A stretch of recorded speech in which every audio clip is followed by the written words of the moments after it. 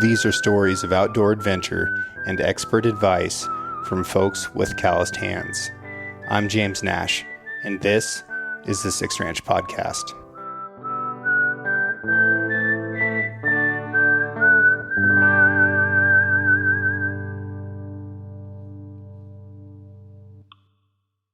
All right, folks, we are still at the Western Hunt Expo in Salt Lake City, Utah, but now we're at Silencer Central, and I started working with you guys last year. I've been shooting silencers since I was in the Marine Corps. It was my, second order of business after I retired was to start getting a can coming, and at that time, dude, it was a process.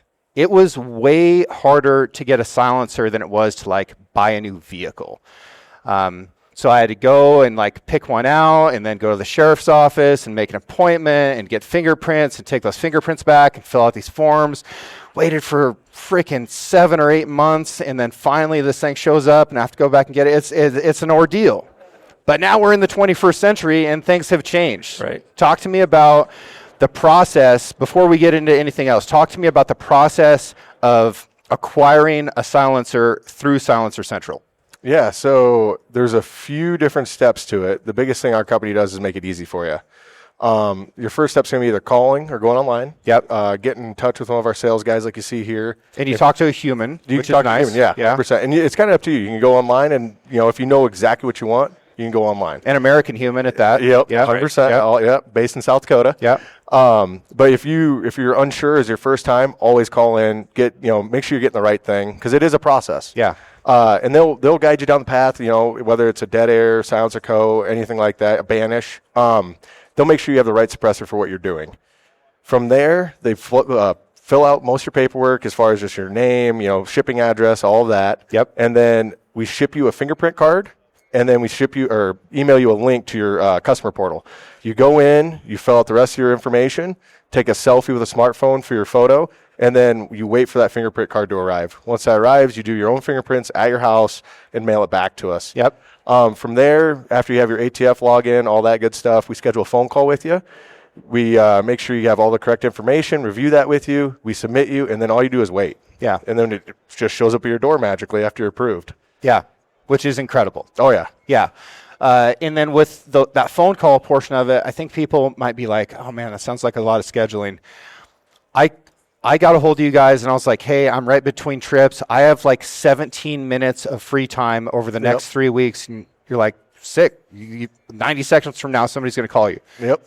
And that was it. And it was so easy. Oh, yeah. Love that. Yeah. Convenience is king. And especially for something that has to go through layers of government, you're killing it. You've made it attainable for people to get silencers. Let's get into who you guys are a little bit. Yeah, so I'm Carter Kiefer. I do our strategic partnerships, business development at Silencer Central. Been there for 3.5 years now. It's been incredible to watch the company grow. I get to hang out with cool guys like you and, get to go see shows like this. So it's been a wild ride. Yeah. Yeah, Logan Hutchinson, Director of Marketing. Going on almost a year now. And like Carter said, it's been super exciting just to see the growth in the past 9 months or so that we've been able to accomplish. Our CEO and his vision is really 5 years, 10 years out. Yeah. He's not looking like tomorrow, how do we make the quickest buck, right? He's like, how do we serve, the people in this industry the best? And, you talk about you can call in and we take care of everything. It's people first, right? We have over 50 people in customer service and ops on the phone in office. Yeah. Just waiting for you, and they're experts, and they're going to solve all your problems. And that's really our big, unique selling proposition. Cool. All right. History of the silencer. Can we talk about the Maxims? I mean, yeah, you can talk about them. I'm not as familiar. I mean, I know how they kind of started, what the purpose of them were, but as far as in depth, I'm going to leave that one up to you. Okay. Do you know about it? Yeah, we're all about the future. We're not looking at the past. So we could talk about it, but... All right. I'm going to spend just a minute on this and see how much of it I can get wrong. In the 1880s, 1890s, there's this inventing family called the Maxims. And I can't remember the guy's name, but he invented the machine gun. Right? That was a big deal. A consequence of him inventing the machine gun is that he went deaf from the sound of the device that he had created. His son was like, man, lots of bullets flying quickly. I can see the application for that. there's got to be a way to make this thing quieter. So he invented the muffler, the silencer. And the original patent for that was a metal tube that had baffles inside the tube that slowed down the gases as it exited the barrel of the rifle, and it made it quieter, made it hearing safe. The very first mufflers that were put on vehicles were also his patent, I was right? gonna say, I've seen that little design. Yeah. It's wild. And they were called silencers, right? So the first mufflers were called silencers. The technology really hasn't changed that much in the last 120 years. But I want to talk about the ways in which it has. So the problem that we're trying to solve is that these gases are moving so fast that they create a sound, and the pressure waves from those sounds will damage the membranes of our ears and make it so that we can't hear stuff anymore. And we have a whole generation of hunters now with significant hearing loss because they've shot rifles, they've shot shotguns and pistols so much without hearing protection that now, they can't hear their wife across a table at a restaurant that has background noise. And what a shame that is, right? Hearing is something that's so valuable. It's closely tied to our mental health. There's a significant reduction of antidepressants that get prescribed to people after they get hearing aids. Did you know about that? No, I didn't know that. There's a direct connection between hearing loss and depression. So this is a way to be involved with the world around you. We need to protect our ears. But hearing protection, the way we used to think about it with putting foamies or headsets on, wildly inconvenient and time-consuming in a field scenario. And in a warfighting scenario as well, right? I need to be able to hear my boys, but I also need to be able to instantly pick up a rifle and start going with it. So we need to find ways to make this innately loud item hearing safe, and silencers are the way. You guys just showed me a 3D printed silencer. Yep. I got a 3D printer for Christmas this year, and I've been making all kinds of funny little stuff. But it's just plastics and polymers, and mostly I'm making articulated glow-in-the-dark sharks for my nephews to cause chaos at bath time.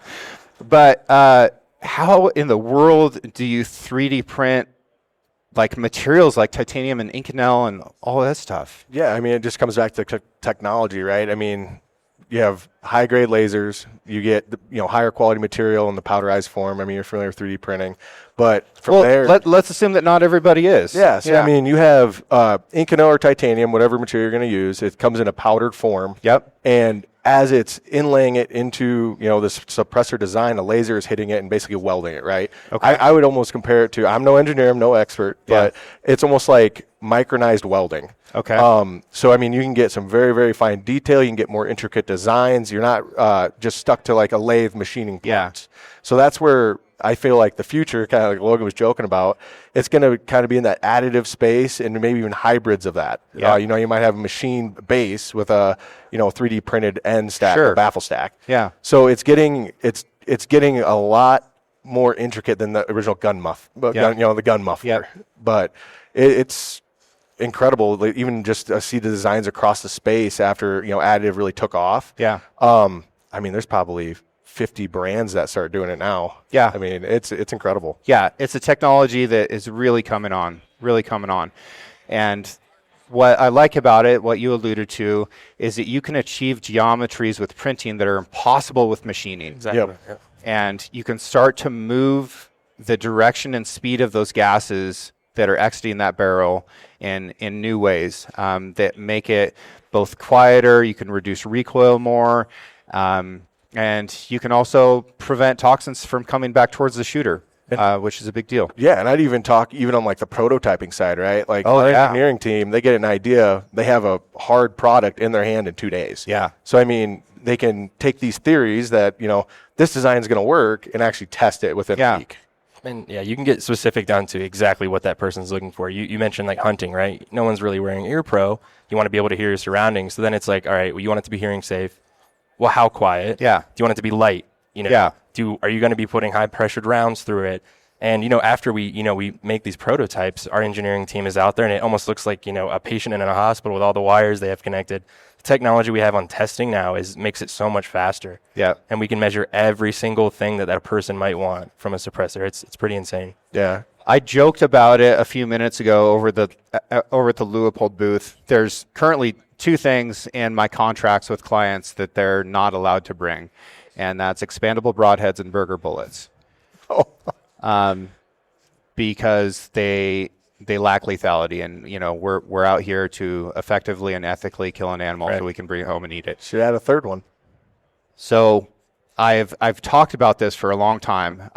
I think that shooting a rifle in today's age without a silencer is uncivilized. Yep.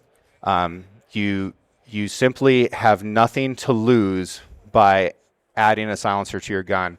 What you have to gain is you're going to reduce recoil in a very meaningful way. You're going to increase accuracy in a very meaningful way. A lot of that is psychological. Some of it is physical because you're adding a weight to the end of the barrel.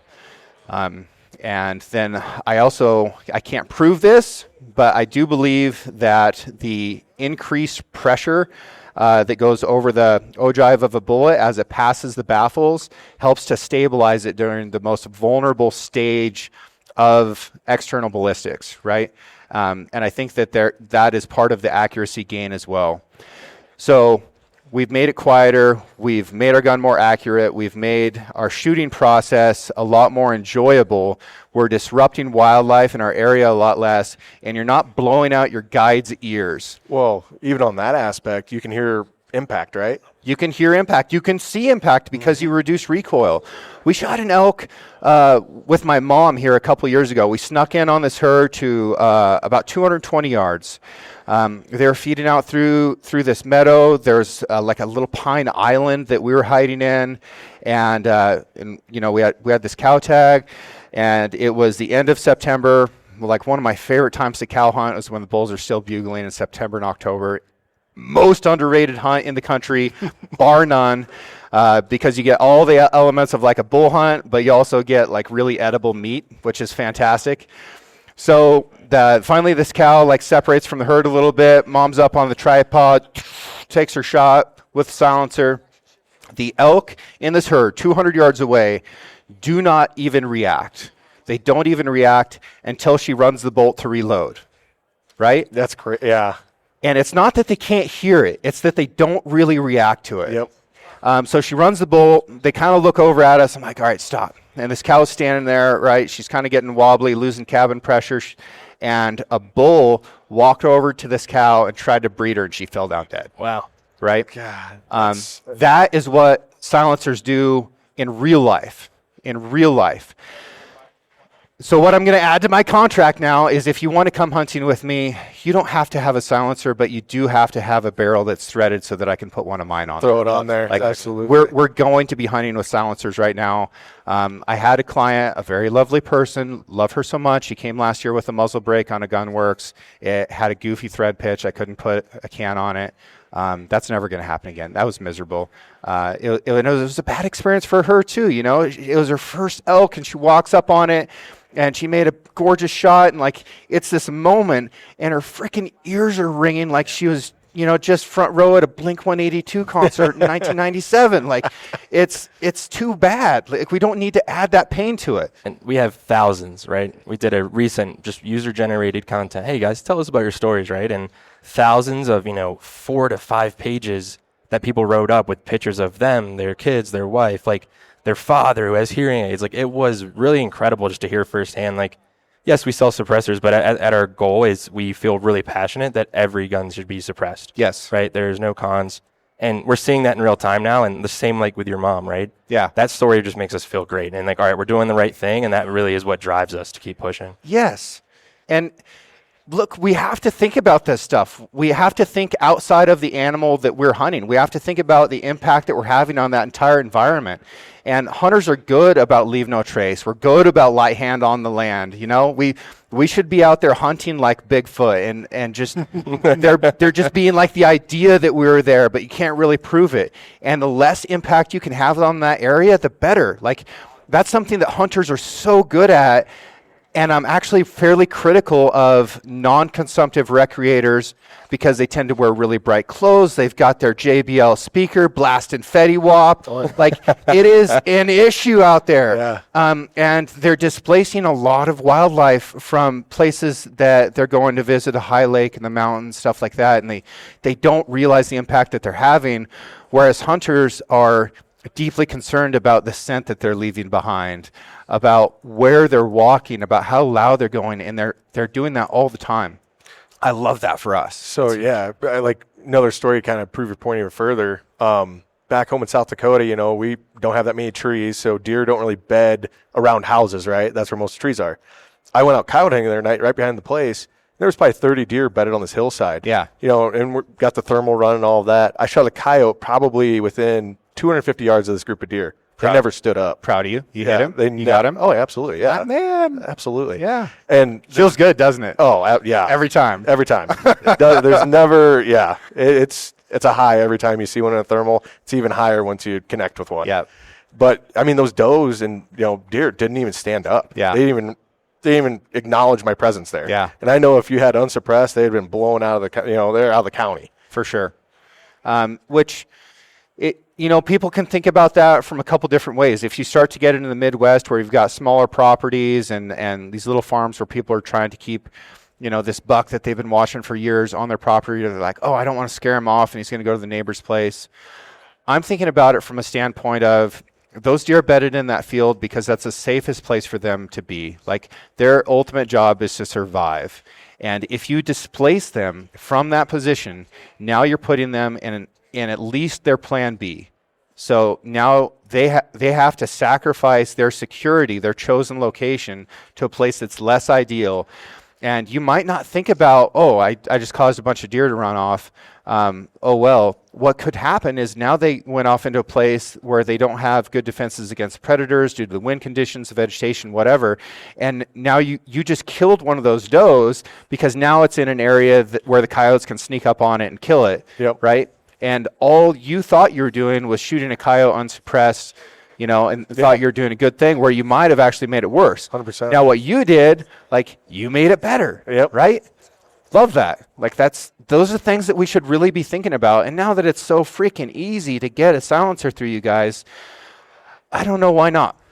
Okay, so let's talk through silencers for hunters. There's lots of options for the tactical community, and frankly, there's better people to speak about that than me. And it's a wildly different application, but let's talk about cans for hunters. Yeah, so I would say our most popular one is our backcountry. Okay. Short, lightweight. Short, lightweight can. It's about hand sanitizer. It's about 7.5 ounces. It's 5.5 inches long. It's good for a 300 rum down to 22-250. High pressure bolt guns is what we designed it for. Okay. Especially in a place like where you hunt out in Oregon. Yep. You don't want an 8-9 inch suppressor hanging off your barrel catching every tree branch. So that one I would say is like one of our top ones in the hunting side. Okay. But most of our suppressors are lightweight titanium designed for the hunter. Yeah. We only have a few that are really in that tactical space. The hunting market, that's our customer. Yeah. Hunter, sport shooter, that's kind of where we specialize. A lot of people wonder about the lifespan of a silencer. It's oftentimes one of the first things I hear about in rifles, especially when we talk about a new cartridge. The show we just did was with Federal, talking about the 7 Backcountry, which is an ideal cartridge for silencers.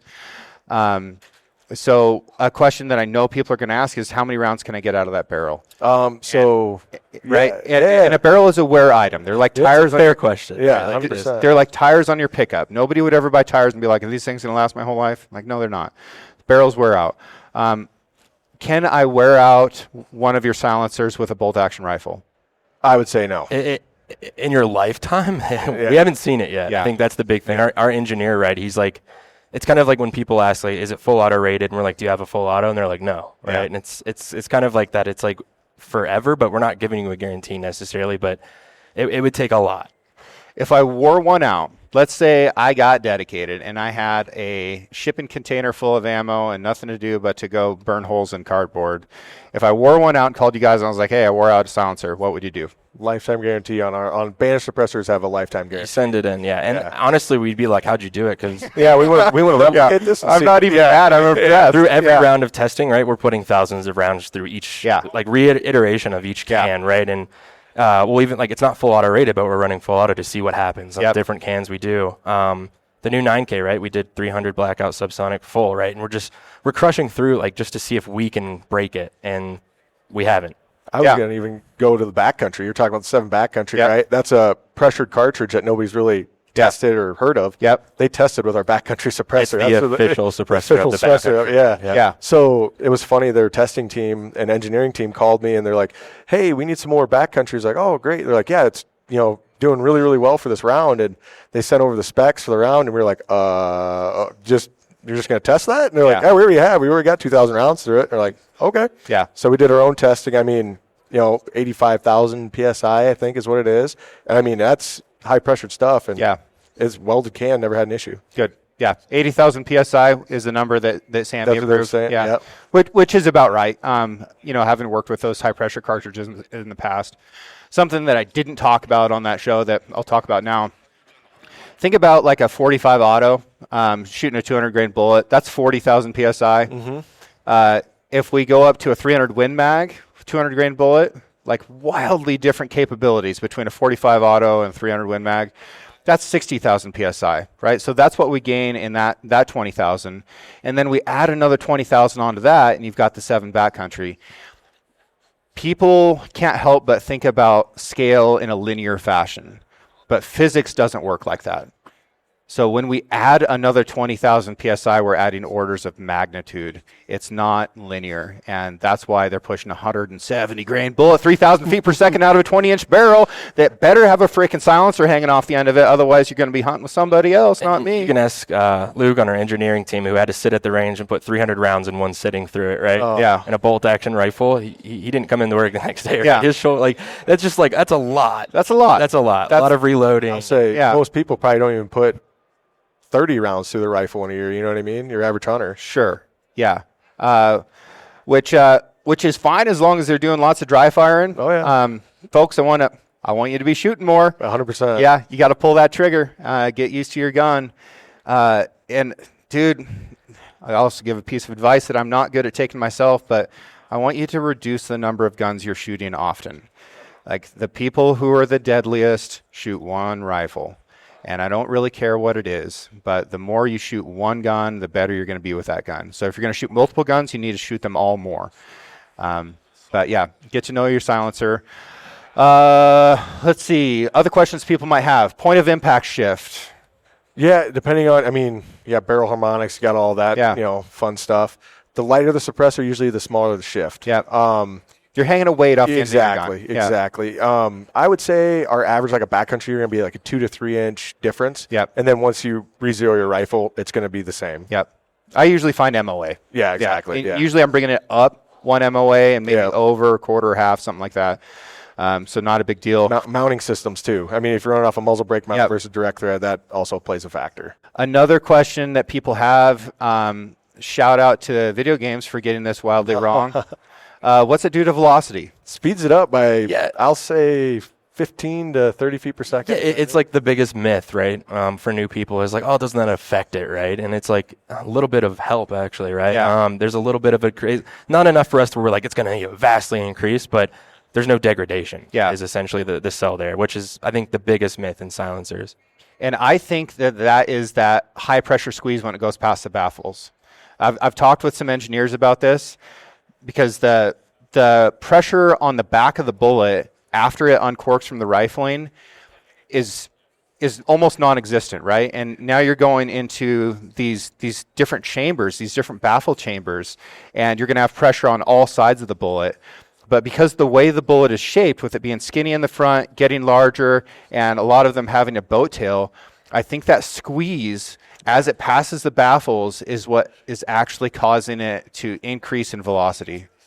In my head, it makes sense. In theory, and I guarantee our engineering team probably knows, right? They probably tested it. Let's find out. We can give Lucas a call. Do you have any engineers that can speak human?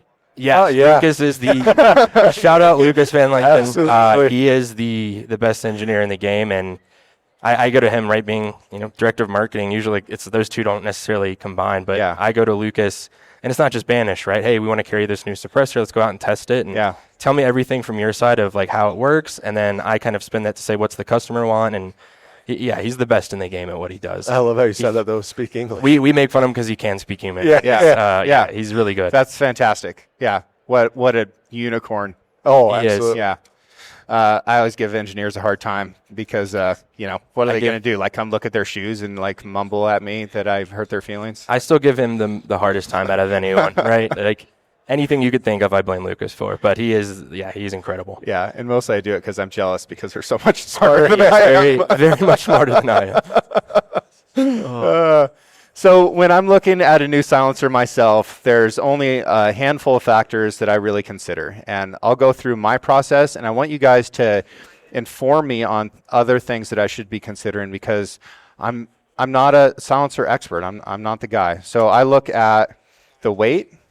I look at the volume. So how long is it? What's its external diameter? I tend to experience that the more volume that's in a silencer, the more it's going to reduce sound, but it's also going to be longer, more cumbersome, and heavier.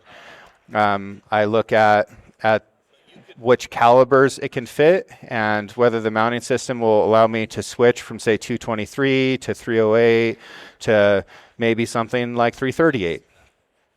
And then the materials. Right, I want to know, is this titanium? Is it Inconel? If it's something else, I probably want to shy away from it a little bit because those are really the benchmarks of it. And then maybe, like, can I remove the baffles in a reasonable way to clean this thing? Because they do gather carbon as you shoot them and will at some point need to be cleaned. And price, I guess, like that's definitely something to consider. I was looking at two silencers that I have that are the exact same model. One of them's titanium and one of them's steel. And I realized that I paid $100 an ounce in weight reduction. So I had to pay an extra $300 for the titanium can, and that took 3 ounces off the can. Wow. I'm gonna start using that. That's an interesting way to think. I don't know if, like, had I done that thought experiment beforehand, I don't know if I would have paid $100 an ounce. I think about it with all kinds of stuff. Like most hunting boots cost you, $1 a mile. Wow. That's not great. My F-150 does better than, So what are some other considerations that I should be taking into account when I'm picking out a can? Yeah, it sounds like maybe what truck you drive. Upgrade to a Toyota. Oh, I've got a Toyota Land Cruiser. Oh, you're good. You're Yeah, I imported a 75 series from Australia. I've got like the coolest Land Cruiser in America. I'm making the ultimate hunting vehicle right now. That's good. Awesome. Yeah. All right, so keep talking. You're doing great. Yeah, shout out Robbie Kroger.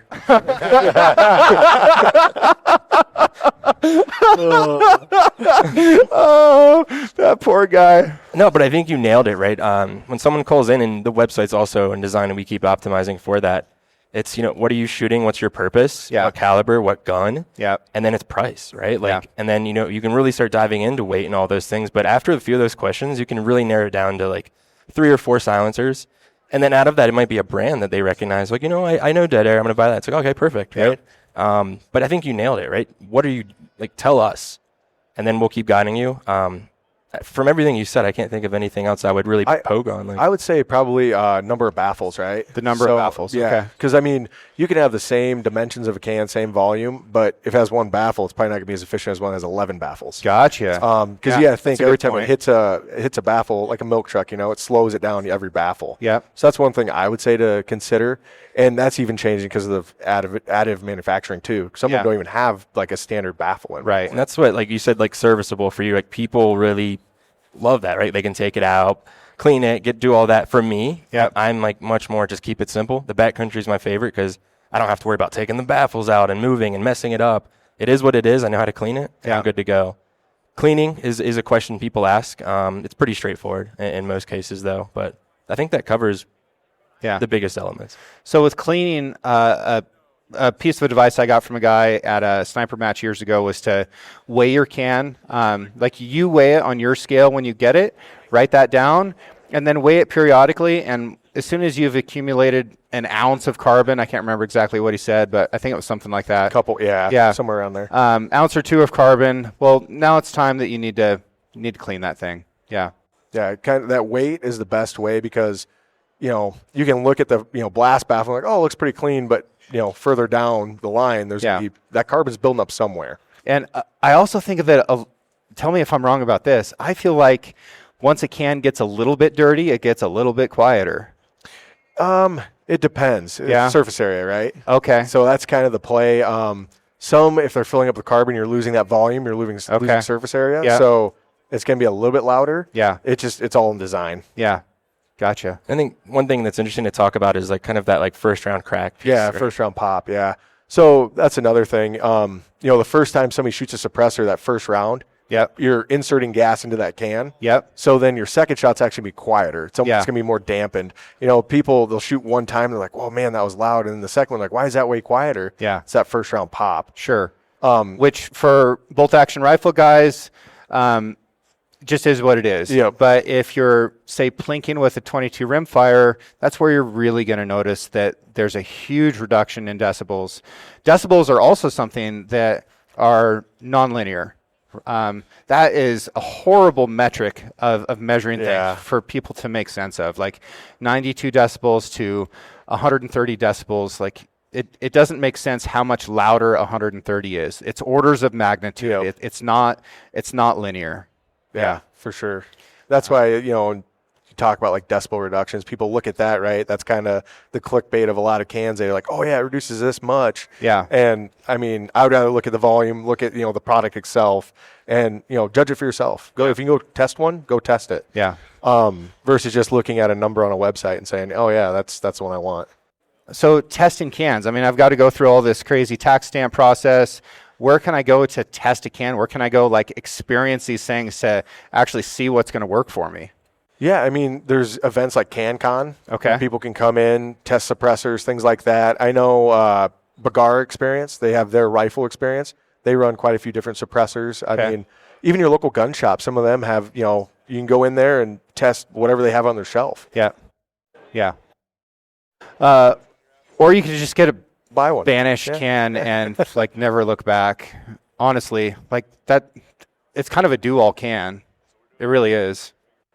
Yeah, it's big. Like we sell a lot of them. Yeah. It's Is it your most popular one? by far. Yeah. And it's because of the multi-caliber. It's a really good suppressor. It's a lot of people's first suppressor, and then, like you said, once you shoot suppressed, you never go back. That's the problem, dude. You've got these rifles that aren't threaded, and you're like, sorry, girl, I hope you like living in the safe. So the one thing about that, we do barrel threading as well. So Okay. we'll ship you a soft case. It's like $125 right now. You ship the barrel in, we thread it on site and get it back to you on your front door. Okay. Whatever pitch you want, right? Yeah. So that's a huge service we offer. Again, just passionate. We thread everything, suppress everything. Yeah. And we sell everything too. Nice. That's another piece. Nice. Great. What else do you have to say for yourselves?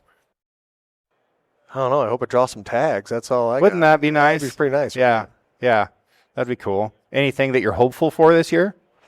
I mean, sheep tag would be kind of cool. We're in a few here. Oh. That'd be good. All right. Yeah. Yeah. Yeah. Oh, sheep. Yeah.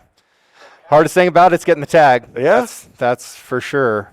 But yeah, then you got to eat the dang thing afterwards, and yeah.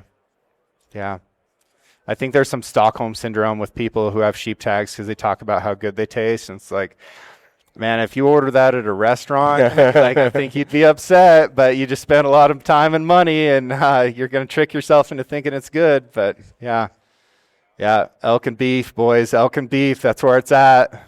Yeah. How's things in South Dakota? You guys freezing to death up there? Yeah, it's negative Negative. 45. Yeah. left. Yeah. Yeah. I'm still getting used to it, right? Moving from Virginia to South Dakota, right? And Yeah. but got off the plane in Salt Lake this week, and then it was 32. I was like, it's pretty nice out here, right? Yeah. And so we're adapting. It's cold, but still great. You know, the winter that I went through officer candidate school in Quantico was one of the coldest winters of my life.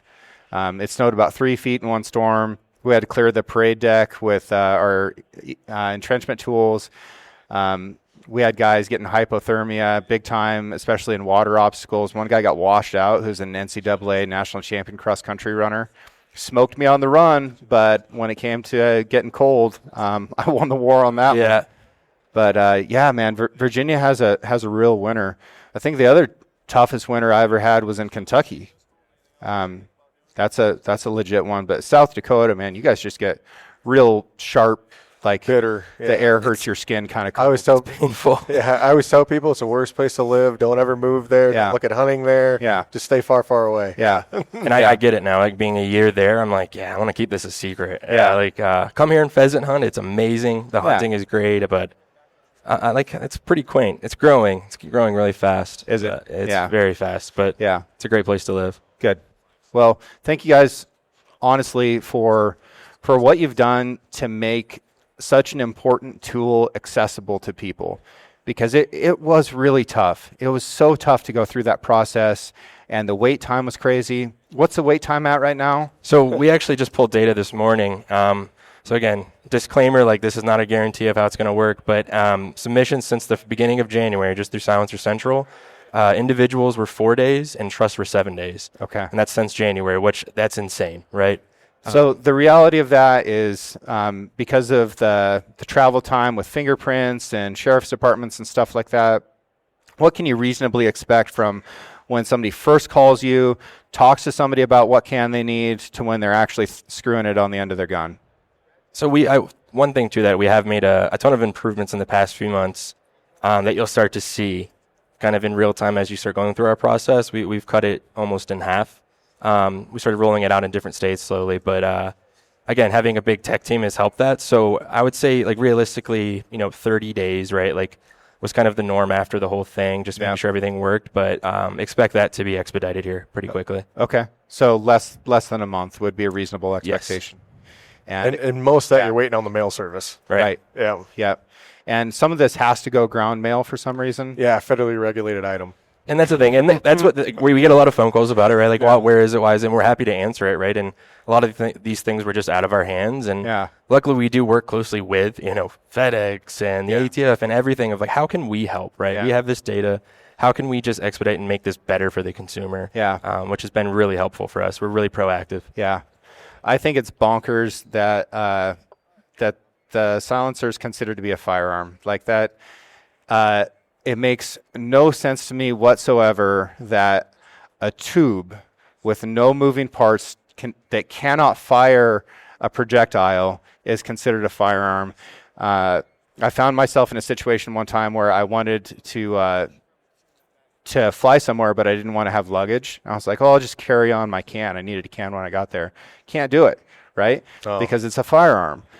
But it's not. It's a freaking metal tube. And if it didn't have the threads in it, then it wouldn't be a silencer anymore at that point. It's just, it's so silly. And I hope that we can get through some of these regulations. And, there's been attempts made at the federal level to recognize that this really isn't about like trying to commit a crime in a 1970s movie.